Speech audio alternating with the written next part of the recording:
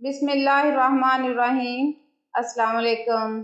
क्या आपके किचन का सिंक हमेशा इंतहाई गलीज नज़र आता है और आप इसे कई घंटों की मेहनत के बगैर साफ रखना चाहती हैं? तो आप एक कपड़े को सिरके में डुबोएं और पूरी सतह को रगड़कर साफ करें। इसके बाद स्पंज की खुरदरी साइड को नरमी से रगड़कर सिंक को साफ कर दें। माइक्रोवेव को किसी चीज़ से रगड़कर साफ करने की कोशिश ना करें, बल्कि पानी से भरे डोंगे में नींबू का अर्क मिलाएं और 5 मिनट के लिए चला दें।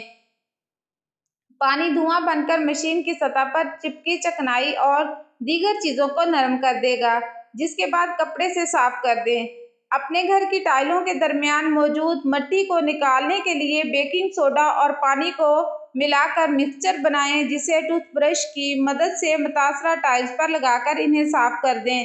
केचप सिर्फ खाने के ही काम नहीं आता, बल्कि आपके सिल्वर के ऐसे बर्तनों और जेवरात को भी जगमगाता है जिनकी चमक वक्त के साथ मान पड़ जाती है।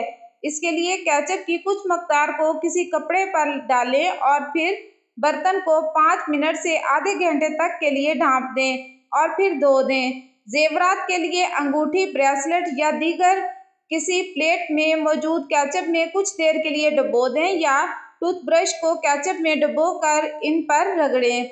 बेकिंग सोडा की कुछ मकदार को पानी में मिलाकर एक मिक्सचर बनाएं और किसी कपड़े से फ्रिज के मुख्तलिफ हिस्सों को साफ कर दें। फ्रिज जगमगाने लगेगा, जबकि इसमें मौजूद बसात भी दूर हो जाएगी।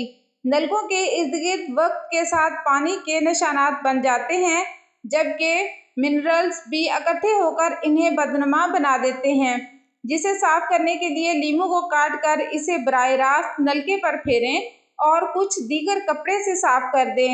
आधे कप अमोनिया को एक डोंगे में डालकर रात भर के लिए ओवन में छोड़ दें।